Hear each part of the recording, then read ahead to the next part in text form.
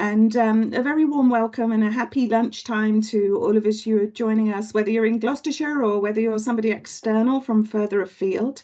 My name's Alex Ryan. I'm the Director of Sustainability at the university. And the LIFT Lab is our annual sharing of innovative learning projects in sustainability. We are not educating here for a world that's run on the profit bottom line only. My goodness, no, we're not. That would be silly, wouldn't it? We need a world run on the triple bottom line. So we're doing triple bottom line learning here at the university, learning for a healthier, greener, and more equitable future for everybody. So well done for picking this session, a fine choice, and we've got a great story to tell you, and we've got films to watch as well as people talking, so this should be nice and fun. Settle in and get your lunch ready, and no snoring at the back. Put your mics on if you're going to snore. University of Gloucestershire has pioneered this education for sustainability work for more than a decade now, and we've played a significant role in the sector in driving this agenda for course revitalisation and course redesign for learning that will take account of the sustainability challenges that all of our students will face as future professionals, and seeing how we can embed that into learning, into assessment, into our partnership activities, and everything that we do from an educational perspective. In-house, we use the LIFT, the Learning Innovation for Tomorrow Fund, every year to support innovative projects. And quite often they are course specific or discipline specific and led by particular course teams within our schools. But then every couple of years we go a little bit mad and we decide that we'll do a huge one and that we will do something that's based in partnership and that brings together course teams from across the university and in a multi-subject dimension of learning, which is really what triple bottom line learning is essentially all about. I mean, education for sustainability is a very applied, very professionally focused agenda for education and pedagogical development, but it's also one that's inherently interdisciplinary. It insists that we connect people, planet, and profit, which means that it is a cross-discipline agenda. So we're trying to infuse that element of interdisciplinarity into everything we do, even when it's from a subject perspective. And then it gets extra fun when we come together for a project like this and bring together our specialists from across the university. And this particular project has 6 of our course teams, beg your pardon, from 5 of our schools, all getting together to join in on this project with our local education partnership. So it's going to be a great story. We're going to go through shortly, and we've got sort of about 45 minutes or so. We'll have time for a bit of chat at the end. Just to say as well that LIFT has also funded a bit of film work that's going on. Some colleagues are leading that is creating some films from a student experience point of view around our decolonising learning agenda.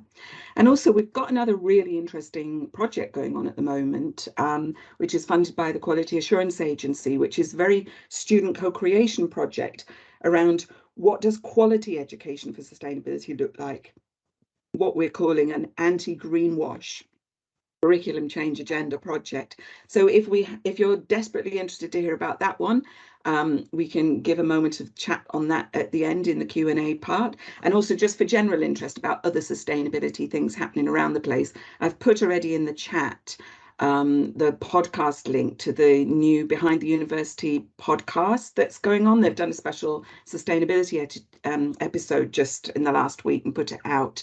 And that tells a little bit about how our student-led co-curricular work goes on and some of what's going on in the student space outside of courses for sustainability. So some little extras around the fringes there. So let's settle in now. This is going to be a great story. And my 3 colleagues, Miriam, Alice and Emily, are going to walk you through different parts of this story. I'm going to let them introduce themselves as we go along. And just to say as well, as context to this story, the university is about to kick off its 3rd sustainability strategy. And in forming that one, we've organised it around 3 impact hooks, if you like, for where we're going on the next leg of the journey: sustainability learning, sustainability practice, sustainability collaboration.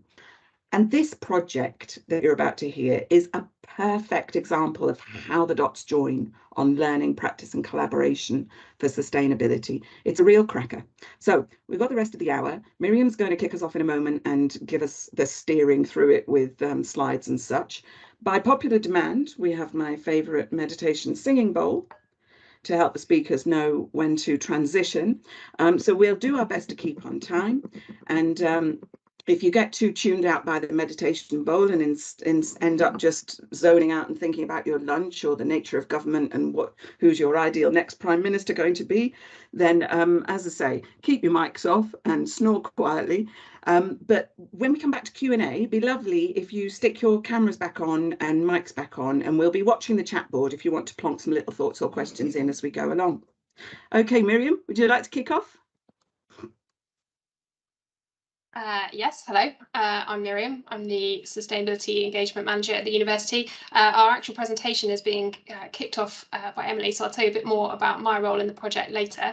Hopefully you can all see the slides. I'm going to be clicking through them, so if at any point you can't, can somebody please shout if they've disappeared or you can't hear the sound or anything like that. That will be my fault, not Emily's. So I'll let Emily make a start and hopefully everything will be well.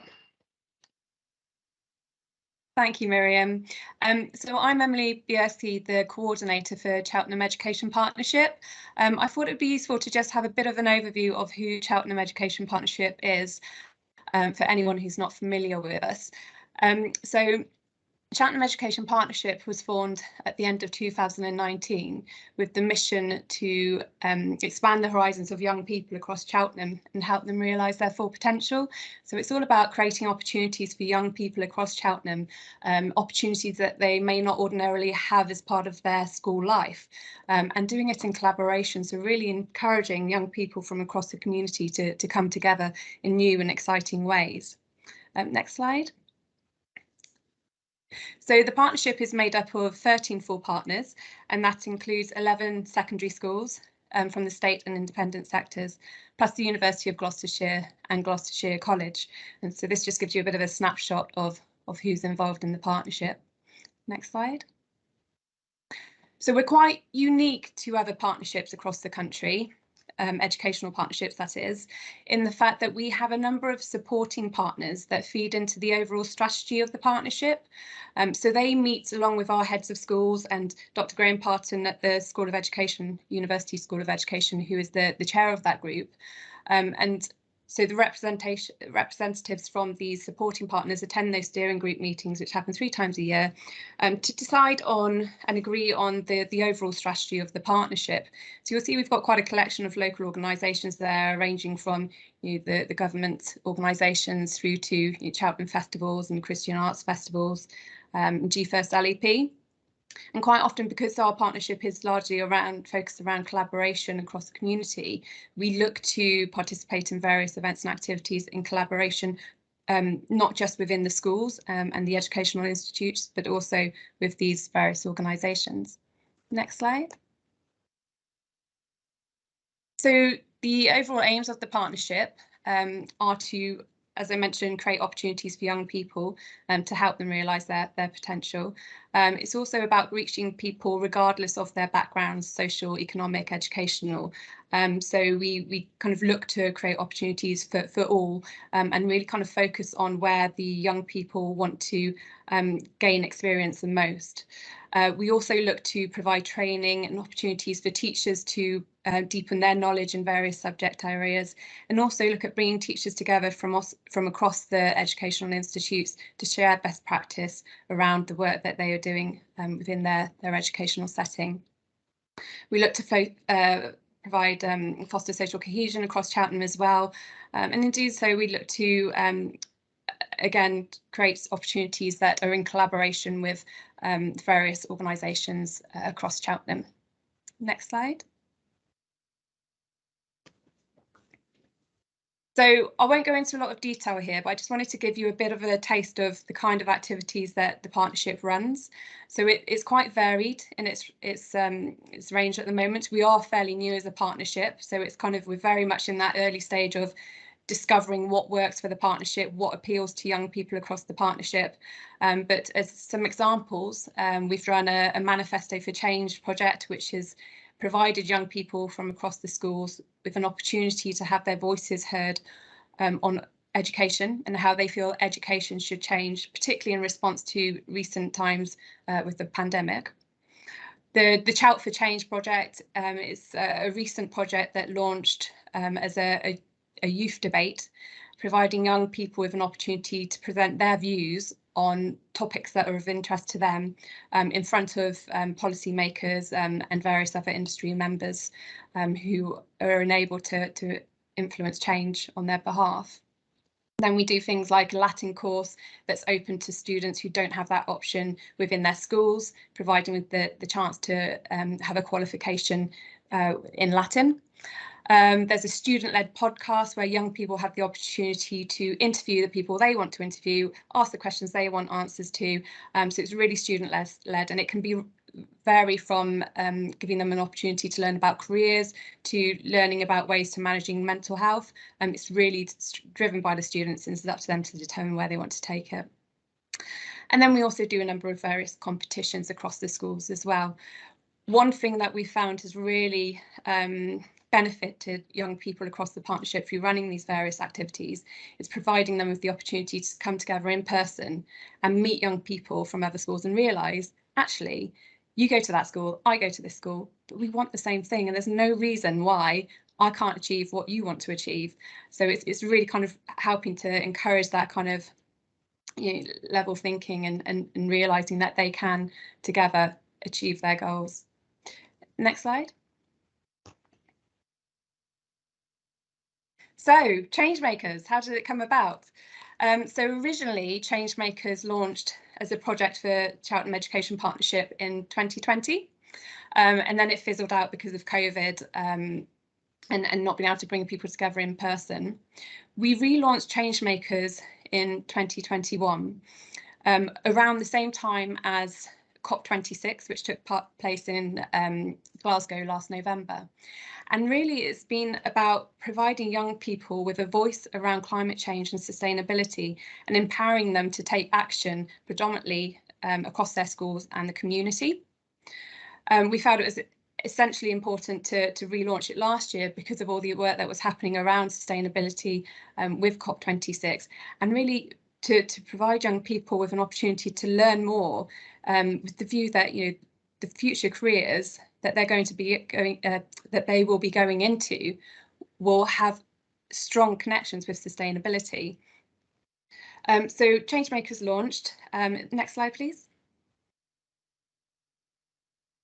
So it's made up of 10 Cheltenham secondary schools. So we're really proud to say that it's one of our projects that's really been brought into by all the secondary schools in the partnership. Where schools previously this time last year didn't have any form of eco group or sustainability agenda, all schools in the partnership now have a focus on sustainability. They've each appointed a staff lead who leads on sustainability initiatives for their school and leads for the Changemakers project on behalf of their school. Each of those schools has also identified 2 to 3 students who are the student Changemaker leads. We meet every few weeks to run workshops where the students get to share ideas for sustainability projects, discuss how they can come together to collaborate on community projects, really with the view of kind of really encouraging collaboration across the school so that they can, as well as running the projects individually in their school, they have an opportunity to do bigger projects together.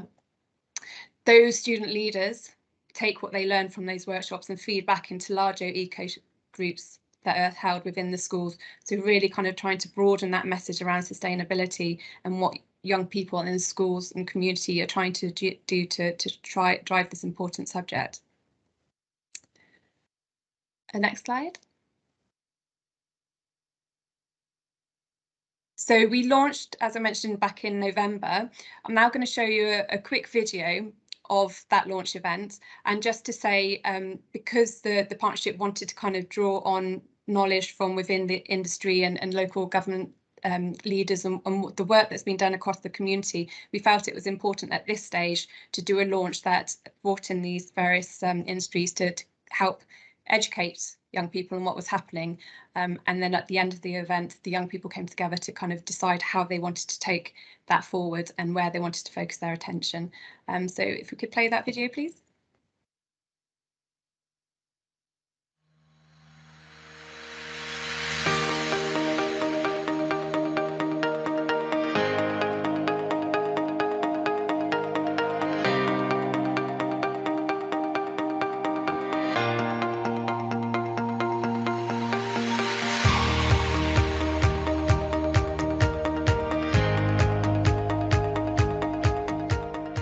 I go around everywhere on my bike, my silly little bike, right? But I'm still very much in the minority. And so I think the single biggest thing we can do, if you look at places like Bristol or Birmingham or Manchester or London, it's much more of a cycling culture. If we could create that here in flat Cheltenham, I think that would be making the single biggest difference.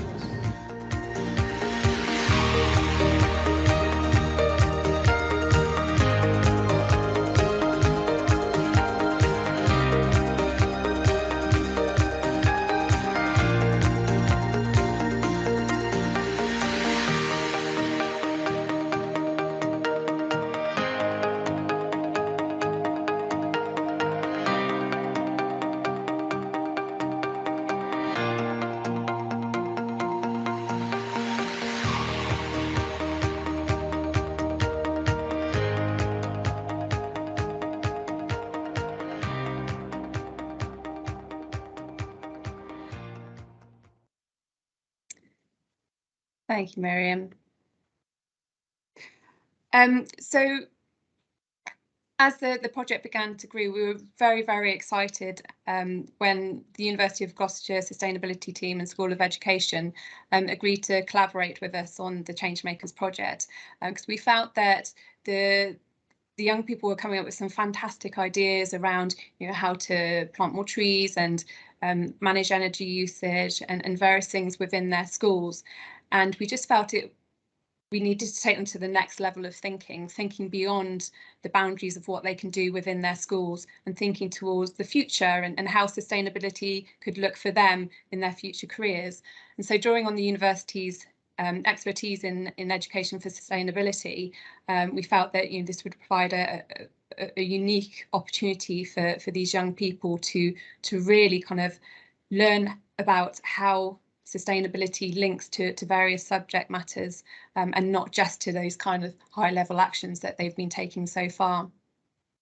So through joining forces, Miriam and Alice have been participating in the workshops that have been run during the course of this year with the Changemakers, and really feeding into some of the kind of ideas that the students have been having and listening to what the young people have had to say. So they've kind of developed this fantastic series of workshops that have formed the Changemakers Summit that we ran a couple of weeks ago, taking inspiration from the areas that the subjects that their students felt were, you know, of most importance to them in terms of the subject matter. But also something that we feel has, you know, been really benefited the Changemakers through this collaboration is the opportunity for not only the students but for the teachers to learn about sustainability and how it links to their subject matters, whether it be science or English or art or PE, and really helping to deepen their knowledge of sustainability and how it links, and preparing young people for future careers that are linked to sustainability. And of course, there's the legacy resources that will come from this summit and that can be shared across the schools to help deepen their knowledge even further at a broader level. Thank you, Miriam. Next slide.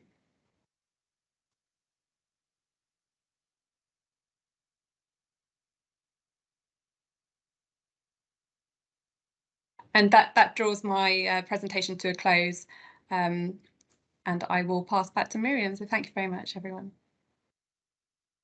Thanks. Sorry, I had to, because I'm doing this via window share instead of presenter mode in order to play the videos, I lost my ability to unmute without hiding the presentation. So do excuse me again while I start the presentation.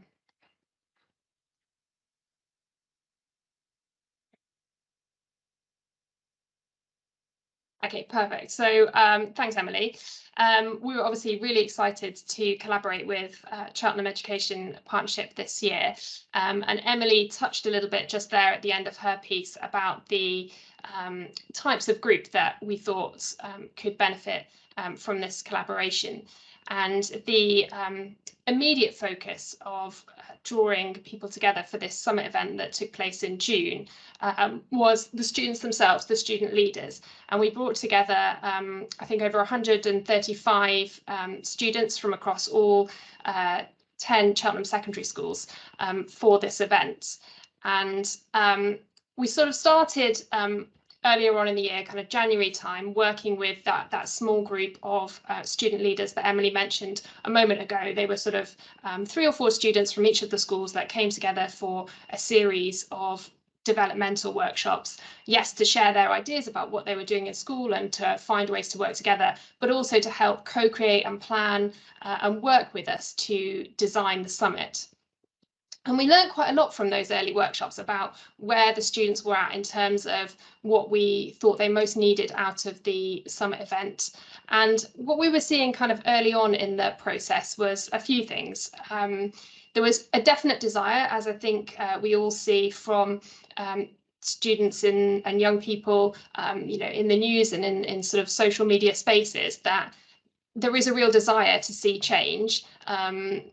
Young people and old people, in fact, want to live in a more sustainable world, but perhaps they're not quite sure where to start.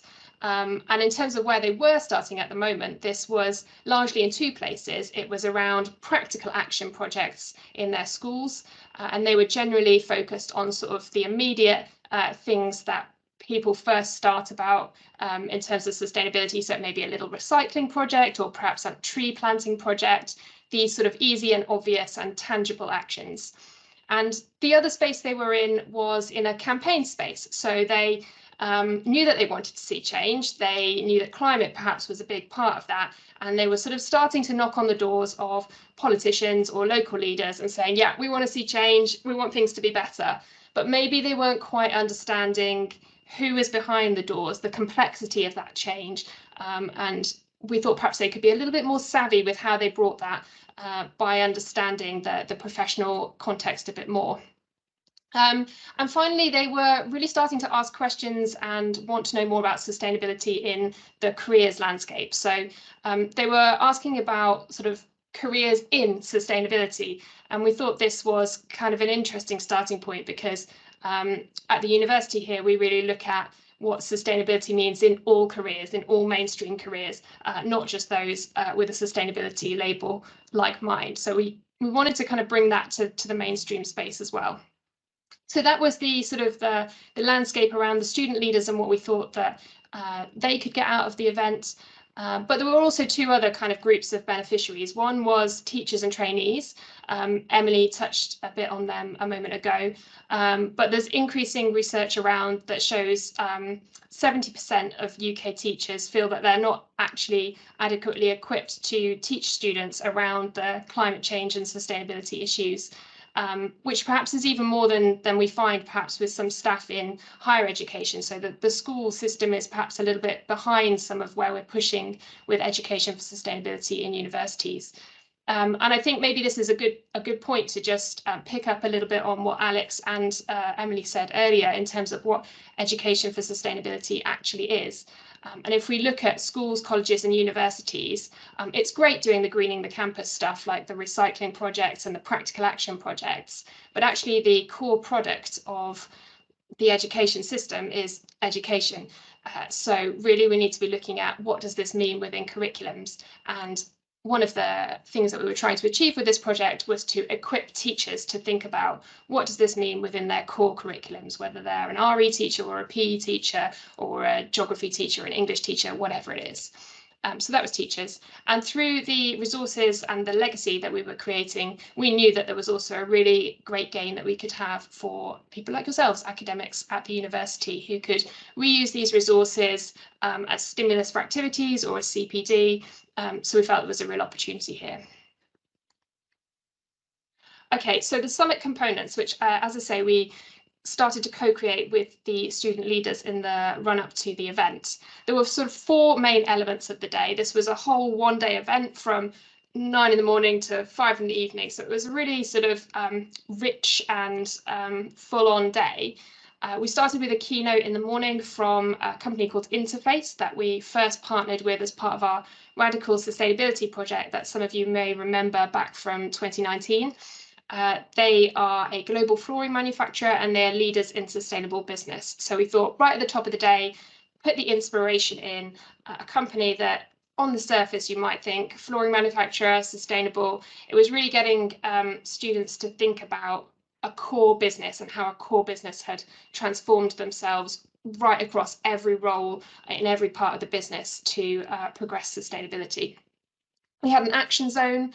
Alice will tell you a bit more about that later, but that was bringing in industry partners, allowing students to showcase their projects from their own schools, things that they'd been up to, and also to come up with ideas and creative suggestions for where the partnership could go in the future and what kind of change they wanted to see in Cheltenham. Then the main bread and butter of the day were the themed workshops that I'll tell you about in a minute, and that was drawing, as Alex said earlier, 6 academics from 5 of our academic schools using their expertise in education for sustainability and really trying to sort of move the students' minds around and develop skills. And we concluded the day with a panel that was drawing everything together and bringing in questions that students had come up with in the action zone and responding to those. Okay, so the 6 workshops. We had the idea of the workshops really was to meet the students' immediate interests in terms of sustainability, but also get them to sort of respond to live industry challenges and get them proposing solutions, but in a more sort of informed and savvy way that was helping them to develop those sort of change skills, like really understanding and grappling with systems thinking about how things are interconnected, and futures thinking, how could they do things on longer term timescales. So each workshop had a different sort of skills theme or topic theme. We had Margaret here on the left doing redesigning the future. So that was getting students to rethink around fast fashion, how they could develop campaigns that encouraged people to buy better and wear longer. So perhaps against what the mainstream fashion industry might be doing. And Charles in the middle here, we'll hear a little video piece from him in a minute. This workshop was looking at money and greenwash, looking at company sustainability reports and environmental social governance metrics, spotting what those things are. And it's worth saying that at this point that although we were bringing in the academic experts, we're also bringing in sort of a practical lived experience of these things as well. So each workshop academic leader was partnered with somebody who was living this in practice. So Alex joined Charles in this workshop. We're talking about our own university sustainability report and how we developed that. They were the 2 humans in the room, but we also created a number of videos with local partners and businesses so that those voices were in the room. And by creating those videos, we were sort of focusing the content that we could bring from industry so that they weren't just coming to maybe deliver a sort of a lip service presentation about how glossy they were on sustainability, but we could actually kind of focus down to what is the real challenge, so that each workshop was sort of receiving the same focus piece of information. Got biodiversity here. This was around the practical application of ecological impact assessment. So quite often in ecology, it's our students are typically sort of experts in environmental knowledge, but the real interest here was in how that's applied in a very practical sort of consultancy sense. We've got transforming systems, which I was in with Kenny. Actually, it was a really interesting workshop.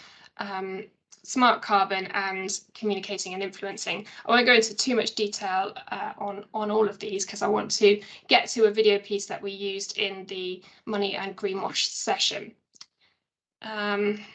Okay, so I'm going to play this piece from Charles. So each workshop basically had 1 or 2 video stimulus, and the ones from industry were designed to sort of talk about the challenges in industry or to showcase good practice. but we also wanted students to see how our own students were responding to this in their curriculum spaces and really grappling with those professional issues, one as a way of inspiration, as a way to promote the university, and as a way to get people thinking differently. So I'm just going to play this piece now from Charles. My name is Echampon Charles Afriye, and I'm a senior lecturer in accounting in the business school. In traditional corporate reporting, the company had to talk about their financial performance, but with time, society has realized that just talking about money, talking about the financial performance is not adequate, because there are more other important things that businesses will have to think about. So that is how ESG came about. E is for how they treat the environment. They would normally talk about how they are making use of the resources in our natural environment, so energy use, pollutions and emissions. The S is about how they treat people, talking about the demographics of people they employ, the pay gaps, the composition of the board. And the G is about governance. We'll be talking about how they comply with various legislation in relation to anti-slavery, money laundering, and things like that. When it comes to the ESG reporting, there aren't, unfortunately, any set standards globally. So you have different guidance, and that gives companies a bit more room and choice. My name is Burra Mahmood, and I am an accounting and finance student, and I am currently in my third year. Studying the social and environmental accounting module was really interesting. It really did open a lot of insight as to how, I guess, businesses actually apply the actual social and environmental reporting, such as the Global Reporting Initiative. There is a whole raft of things that companies would voluntarily report on. That choice there isn't that great, because that then means that the composition of the ESG reports are not comparable, and sometimes what you expect to see is very different from what you actually see. That leads to something called greenwashing. So greenwashing effectively is when the public messaging of companies a bit different from their actual performance. So they portray a very good outcome and they label themselves as very climate friendly. But when you dig behind the disclosures, you can see there's a mismatch between what they claim to be doing and what they are actually doing. The greenwashing comes in the finance sector, where a finance product that is labeled as an ESG fund effectively has a bit of leeway in terms of what it actually finances. So when you lift the hood, when you take apart the fund, you sometimes realize that even though they are claiming to be an ESG fund, they are financing activities that are causing harm to either the physical environment or are not complying with some of the social legislations. It really makes you do a double take as well. You're literally just thinking companies are greenwashing me. They're producing on paper that we're sustainable, but when you actually analyze financial statements and articles about the actual company, you realize, hang on a sec, this company actually isn't as sustainable as they appear to be. In business, whatever you do requires money or resource. And the role of the finance sector is to channel money towards the investments that are important to us, making sure that only activities that are good for the environment and for people are financed. Traditional financing is changing such that ESG funds are on the increase. For example, sometime around 2017, you had close to $30 billion. 3 years later, that has more than doubled. The ESG bit is very interesting for us in academia. It's such a fantastic opportunity for us to change the nature of the way we teach accounting and finance. And that is precisely what we have done.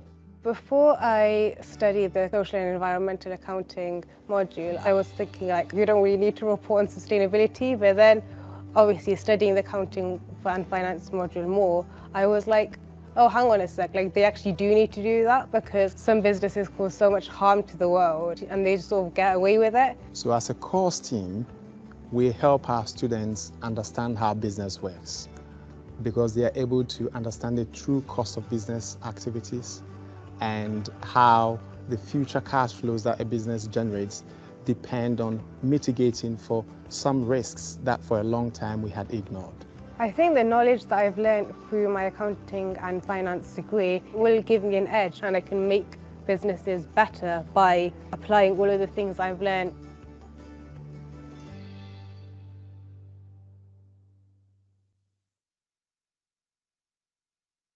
Okay, so I still can't see, so I have no sense of how this is going, but I'm going to hand over now to Alice to tell you a bit about her experience of being the sort of practical partner in the communications and influencing workshop. So she works with Aaron, bringing the sort of eco-linguistics and academic side of communications, but Alice's background is in professional communications.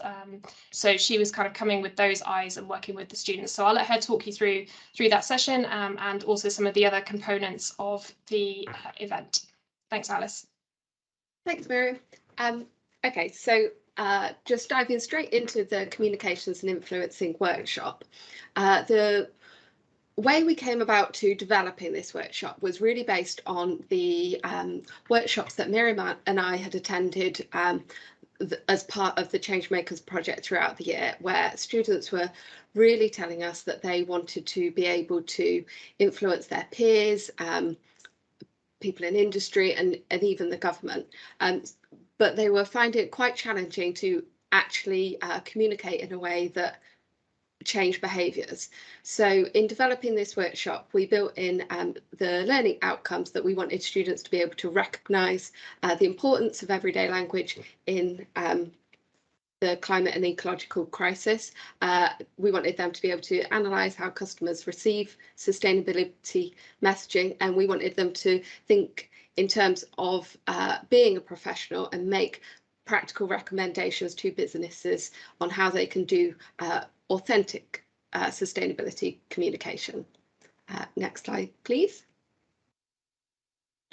So in structuring the workshop, we had various film stimulus, like the one you've just seen with Charles. Our first piece was with Aaron Stibbe, as well as Beatrice Hughes, who is a PhD student studying in creative writing. So this piece really dived into what eco-linguistics actually is and the role that it can have in driving positive change.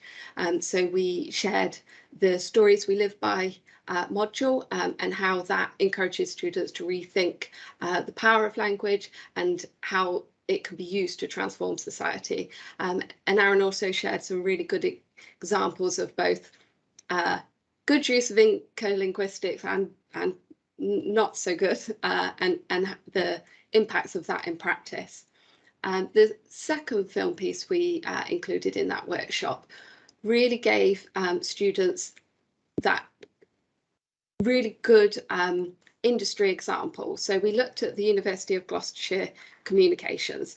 So in that piece, which is actually from voiced by Miriam, she shared about why sustainability communications are important here at the university, and she shared two key projects. So one was the Who Cares campaign that CMSR ran very successfully a couple of years ago, and that really identified how sustainability was authentically embedded in that external student recruitment campaign.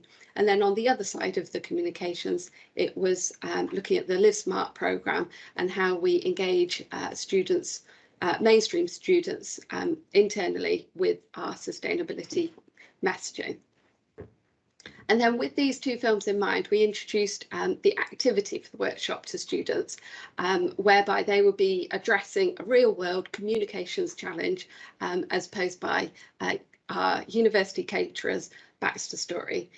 So if we go to the next slide, we're just going to watch a film from Baxter Story that really lays out the challenges for them in sustainability communications. Hi, my name is Mike Hanson. I'm Director of Sustainable Business for Baxter Story. I am Kat Conboy and I am a General Manager for FCH and Pitville.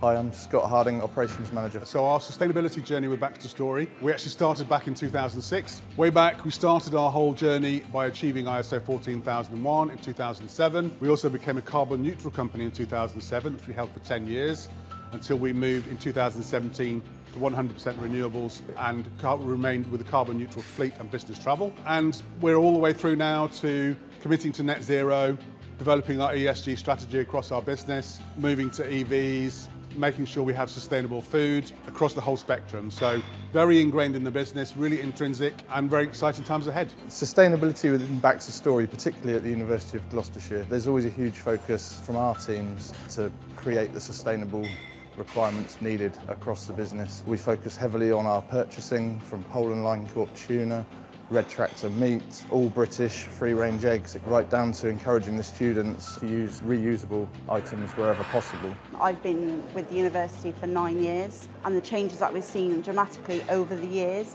is massive. I think the greatest challenge is, certainly in my role, is actually behaviour change. And I think that's probably a common challenge for everybody, because individual behaviours are the single biggest thing you can do to reduce your environmental impact and improve your impact across the ESG spectrum. Communication is always going to be a challenge because everybody is different and everybody has a different level of values, whether they're intrinsic values or extrinsic values, and we have to communicate our messaging in such a way that they will understand and actually will switch their buttons, if you like, to actually affect change. Communicating with our customers, particularly the students on site and the staff as well, is always a challenge, and we see it across all of our business. We'll use signage, we use Instagram, we use Facebook, multiple channels, we use the intranet. We just find it really difficult to get any communication across, whether it's sustainability or marketing. Our management of the social media currently comes all the way from our managers on site and our chefs on site, and they're focused on our business, and it's sometimes really difficult for them to find the time and the resource to pull aside and just focus on social media. It is a full-time role.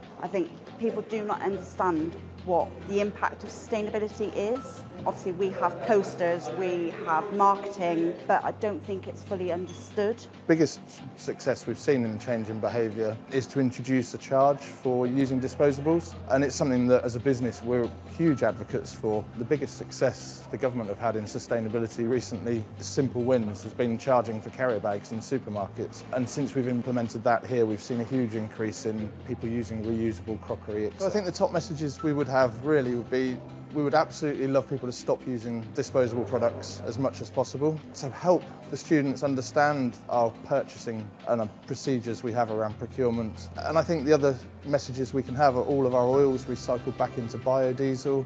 We track food miles, we track all the mileage for all of our suppliers, and the majority of our suppliers are within a 50-mile radius of the university. And I think they're key messages that would go down really well with the students if we were able to engage with them better. In terms of where we are in our journey of communication and engaging with all of our stakeholders in trying to be more sustainable and becoming more sustainable business, I don't think we can ever say we've got there. It's a journey. We'll always be working hard to improve further and further and further. But actually it's about working with all of those stakeholders, framing our discussions, our stories and our arguments in the right way, but also always looking to push forward. What I'm most proud of in terms of, from a sustainability perspective, of what we do working with the university and what the university represents is the communication, the teamwork. We actually have shared value, and actually we're really making a difference.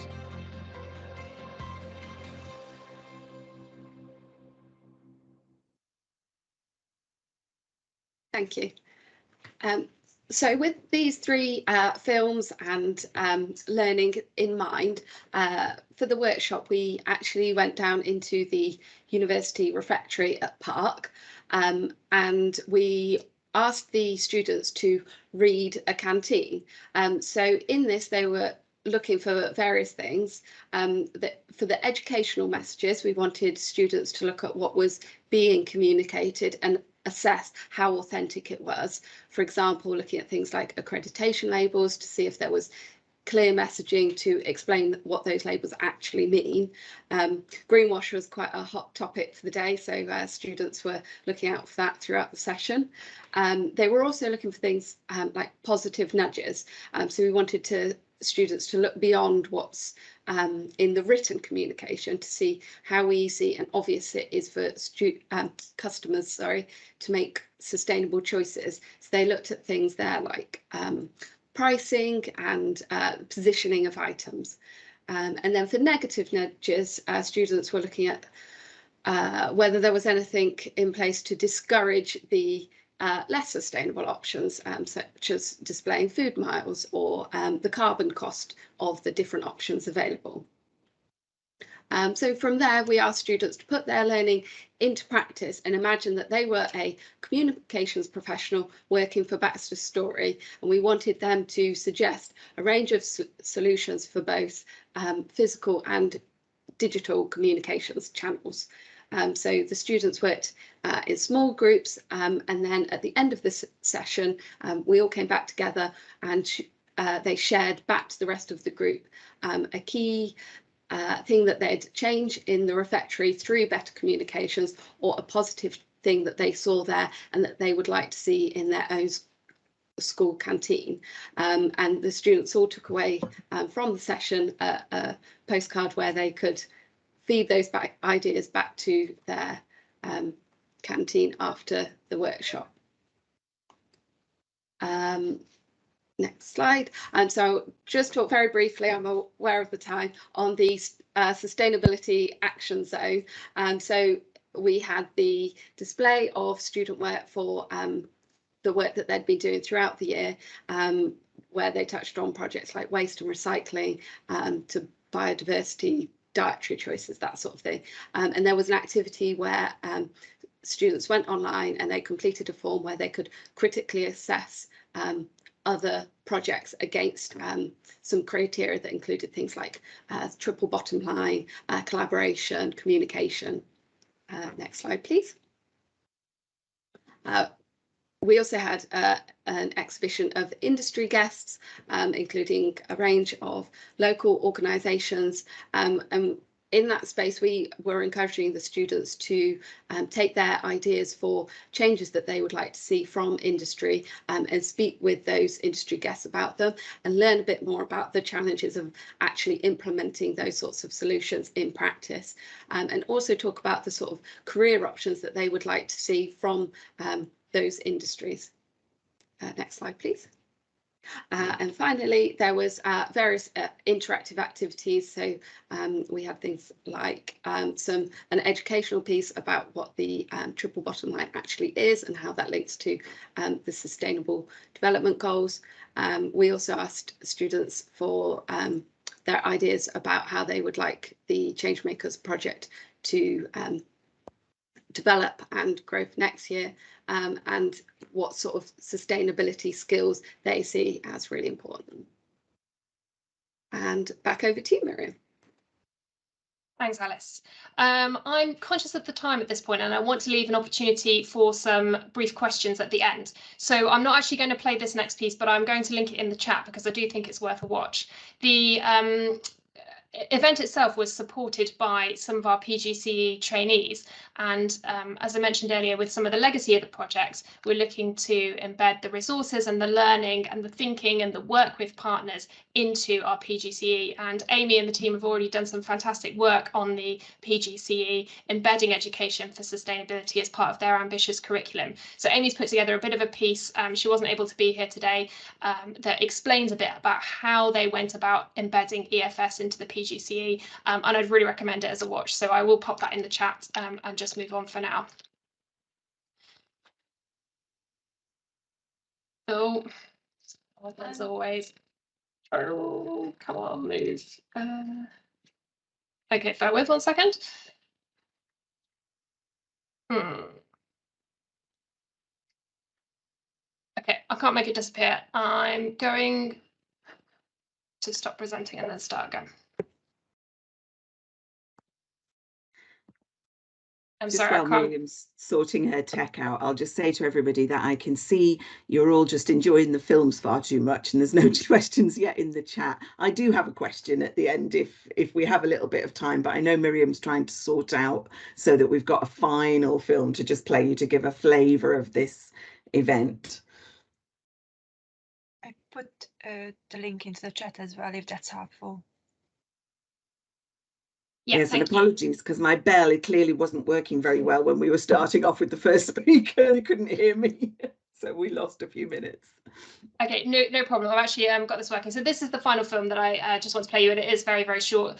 This is where you'll be able to, I mean, you will hear mine and Emily's voices again briefly, but stick with it because we will get to the student voices. And I think it's really important that we leave with the student voices, of how they found the experience, why they thought the experience was valuable in terms of their learning and their sort of wider outlook on their further education and on their sort of career ambitions. So I'll play this and then we'll pick up on the questions, and I will put all of these, I think actually Bernadette has put all of these films into the chat already. So if you want to go back and watch and ask any further questions, particularly on Amy's piece, then please do.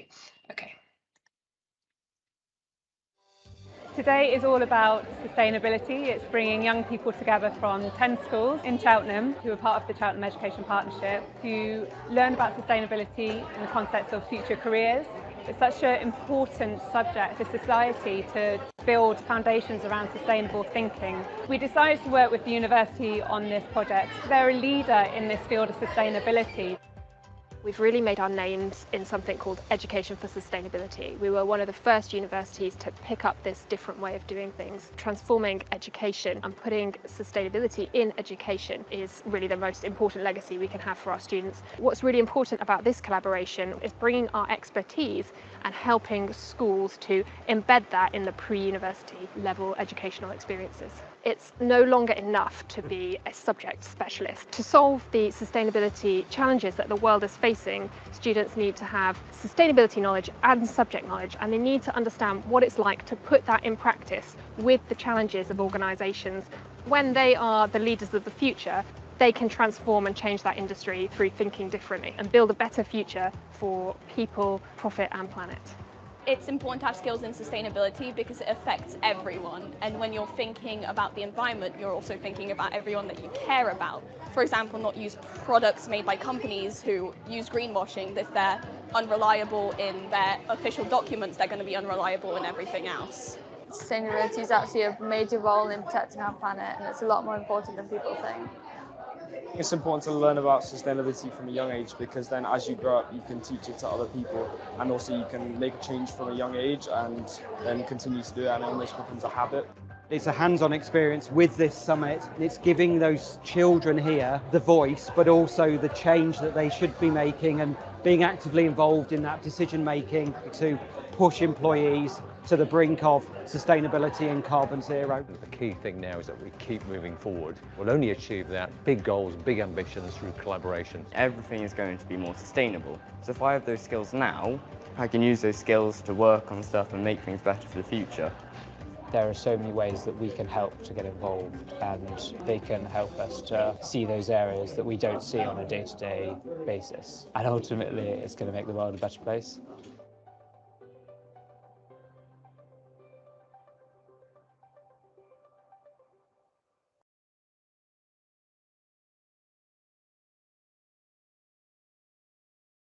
Okay.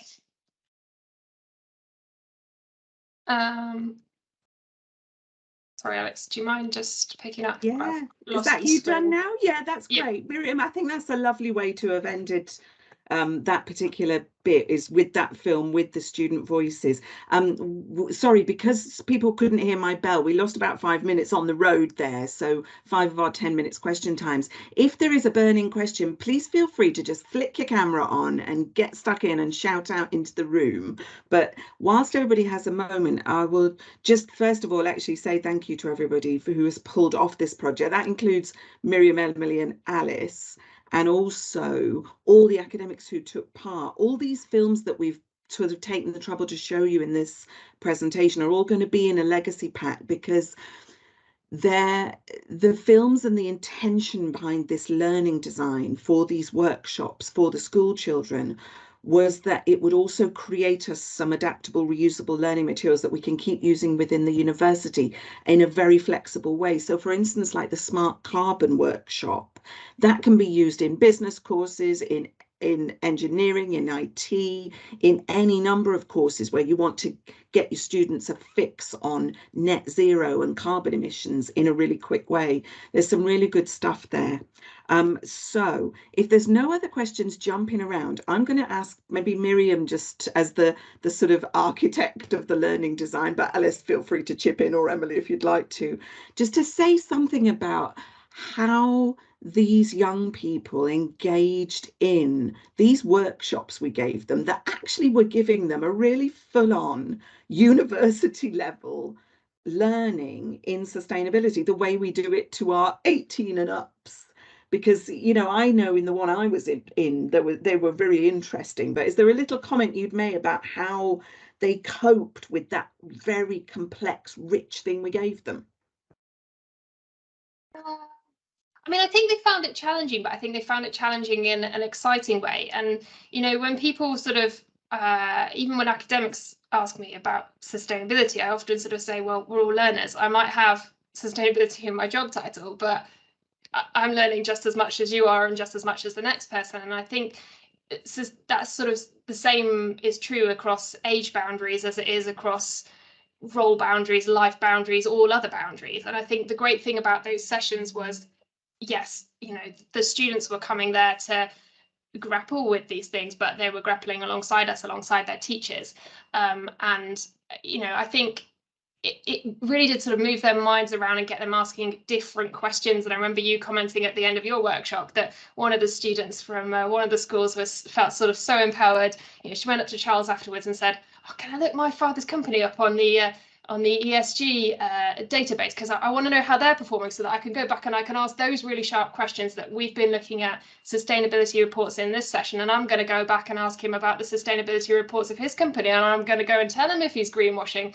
And so you could tell that they were asking different questions. They were not just going, yeah, I want to see change. They were saying, well, I've really analysed the change and now I want it to look like this. And you've got some questions to answer and they look like this. So yeah, I think it sort of moved minds and opened minds. I think there was some sort of stunned moments, but I think that once they'd sort of digested and processed and got past that, then yeah, it was a really interesting experience for them.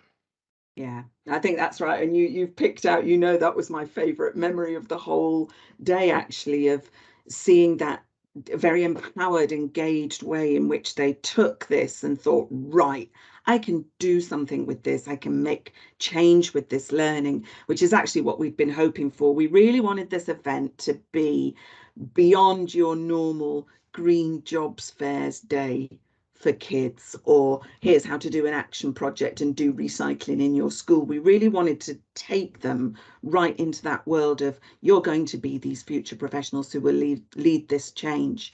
And for me, we have evaluated, and we're going to be catching in some of the post-event and on the day evaluations of this learning and what they'd got from it in terms of in equipping them and a confidence building approach that we'd put into the learning design. But for me, I have to say, when we had a little gang of 15-year-olds giving us, 15-year-old boys giving us the extra whoop whoop at the end of the day, I thought, yeah, if you can impress 15-year-old boys, hopefully we've done something about what they said to Miriam and Alice and Emily in the lead-up workshops, that they really wanted to really push them forward on this. And I think as well, from what I picked up from the teachers, which again we'll take from the evaluations, the school's teachers hopefully also got a good deal out of this. And like I say, everyone, there is a legacy pack of resources from this really rich day. So we can provide this afterwards. We'll help ADU colleagues, I'm sure, will help us make it available. And please feel free to drop us a line at sustainability@glos.ac.uk or contact us personally if you would like to ask any questions about it. And meanwhile, thank you all so much for listening. I hope you've really enjoyed it. It was an absolute beast, but a brilliant beast of a project on a brilliantly hot day. Thank you so much to the design and delivery team. And we hope you all have a wonderful rest of your Festival of Learning afternoon, and we'll close there. Thank you, folks.